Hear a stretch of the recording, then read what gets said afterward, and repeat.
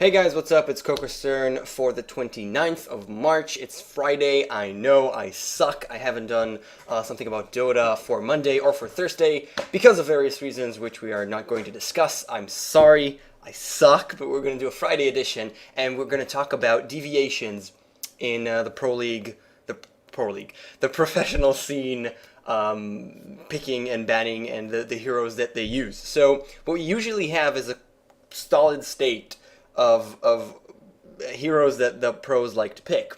And we have two forms of deviations. The first one, is a very obvious one, is the warranted one, is that something changes in the game. There's a new hero, there's a new patch. Give an example. One hero gets changed and gets a buff of sorts, and then pros think, hey, maybe we can use this guy. And then they start doing that, and if it works out, then yay, we have a new hero in the pool taking usually the role of another hero.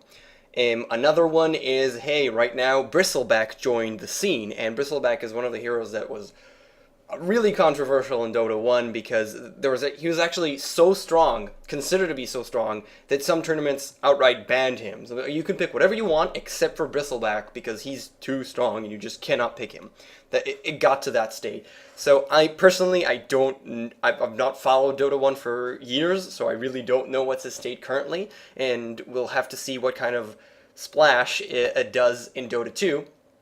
But that's the warranted, the expected type of deviation that we can see, and super excited about Bristleback because he's freaking awesome, one of my favorite characters from Dota 1, and it's going to be interesting. The second type of deviation is pretty much a random one that happens because one of the pros played it in a pub and decided, hey, maybe this can work, and we've actually seen two of these in the last week.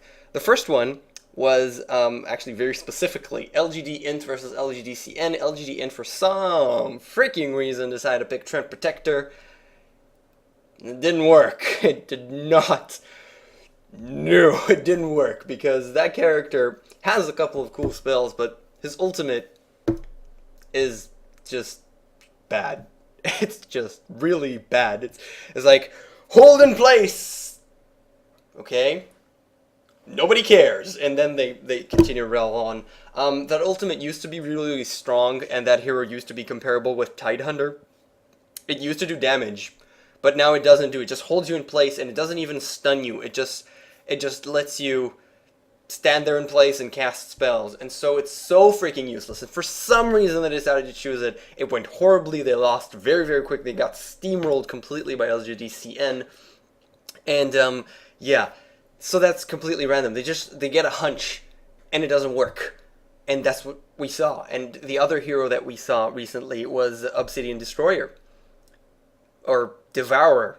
Whatever his name is currently. But it's OD, basically. We saw him picked a couple of times in a couple of matches, and it never really worked. He has a good potential, but right now, he pretty much fills the same role. Well, not the same role, but the same progression that Silencer has. But Silencer is so much stronger in the early stages. OD is a little bit different because OD can really be strong, but he's completely nullified by BKB, basically, and he's super squishy. He just doesn't become that powerful. Silencer, compared to him, that also tried to get into the scene, but that didn't work, that was a while ago, is incredibly one of the strongest laners in the entire game, and then you reach about level 10 and nobody cares about Silencer anymore because he's just food. So he's super strong in the early game, but then that's it. It's a graph that goes like this. It's like, holy crap, and then boom, nobody cares. It's such a weird spike that he can't really be used. And OD also has some kind of weird spike. He needs so much farm in order to actually be useful, and it doesn't really work. It just doesn't really work. And OD, he's not been completely useless, but he's been picked a couple of times, but I don't feel that he's really in the scene. So those are the two types of deviations that make the game interesting and not, Phantom Lancer every freaking time.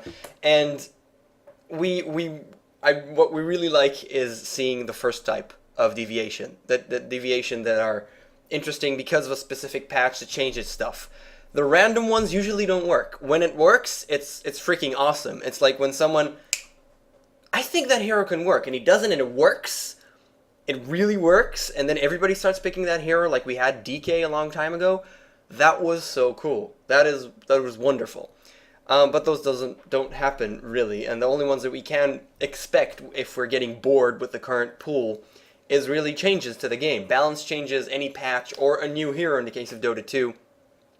And we got it now, we got Bristleback, so super excited about Bristleback. I can't express how much he's awesome and fun. He slings goo. It's like he's snot at you. How can you not love that? And that's it for me. Again, I apologize for not doing a Monday and Thursday. It's just a Friday one. I suck. I'm sorry. Thank you very much for watching, and I'll see you next time.